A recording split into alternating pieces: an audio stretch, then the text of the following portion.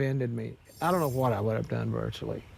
A Hendersonville man who suffers from neurological pain says he was still made to do a field sobriety test using his legs. And after he was charged with DUI, his blood work showed he was sober. It is the latest discovery in Chief Investigative Reporter Jeremy Finley's sobering problem investigations. Jeremy, you took the video of his arrest to a field sobriety test expert. Yeah, Lauren, I did because, we're seeking to understand why sober people keep getting arrested. So I took this arrest to the former state trooper who received DWI honors for his DUI arrest. He says what happened to a Hendersonville man shows that these field sobriety tests must be done absolutely correctly or mistakes can be made. And he believes that's exactly what happened here.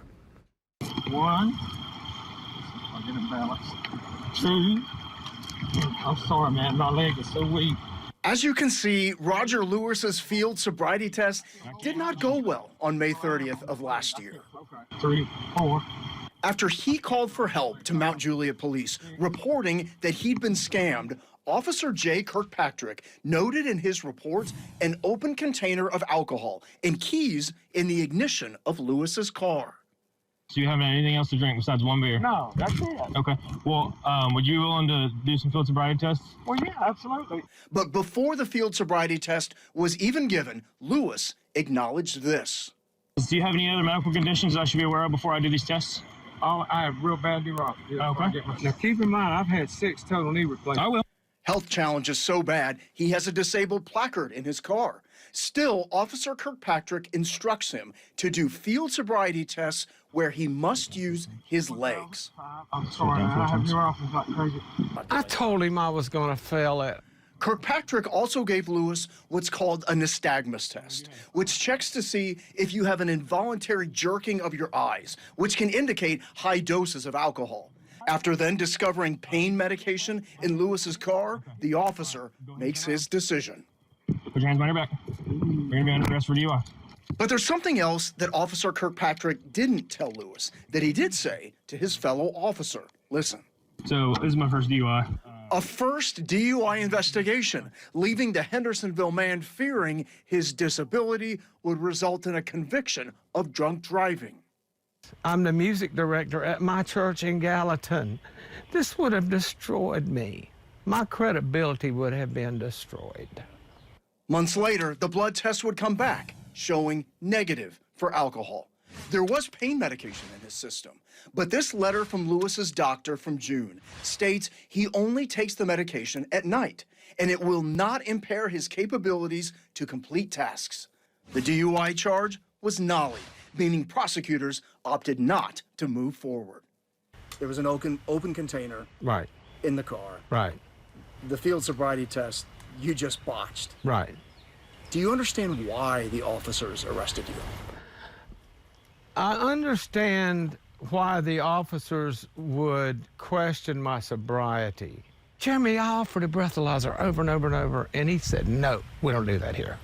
Kirkpatrick's deputy chief at Mount Juliet Police declined our request for an interview and wrote in an email that the officer was right to arrest Lewis. Quote, body-worn camera footage supports what the toxicology report already suggests. This person should not have been driving. I shared with you what the police department said. What do you make of what they said? It's disappointing because I understand you have to protect your officers. Steve Thompson is a former state trooper in Louisiana who received the state's DWI award for 4 years. He's now a professor of criminal justice. We showed him the body camera footage of Lewis's arrest, asking, should someone with an identified disability who states that they have a condition that impairs their ability to walk go through a walk and turn test and stand on one leg? He says no. There are other tests that should have been given, such as citing the alphabet starting from a certain letter. It's been my experience that most officers who administer these field sobriety tests do not do it properly.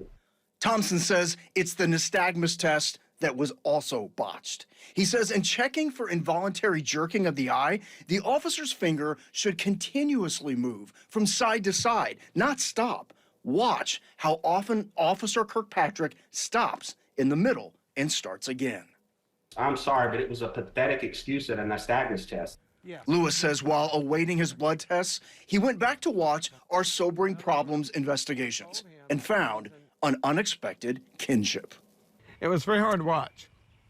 It's very emotional because with each person that you interviewed, I knew exactly how they felt. Golly. Okay, Jeremy, I think a lot of questions that people are asking right now is if you have drugs in your system, how do prosecutors know whether you've taken too much in order to drive? Yeah, it's a great question, Lauren, and here's the reality. For alcohol, you know, the blood test shows if you have beyond 0.08 and charge you with the DUI if you do. It's definitive. It is not the same with drugs. For example, if you smoke marijuana and you get arrested 7 days later on suspicion of a DUI, your blood test will show you have weed in your system, but there's not a benchmark level that automatically proves that you are impaired. So for prescription medication, the blood test shows that it is in your system. But again, there's no benchmark that says this certain amount is too much to drive. It's why these field sobriety tests are so important, that they are conducted accurately, especially in drug cases, because that's the evidence they need in order to get a conviction. Guys, back to you. Jeremy, thank you so much.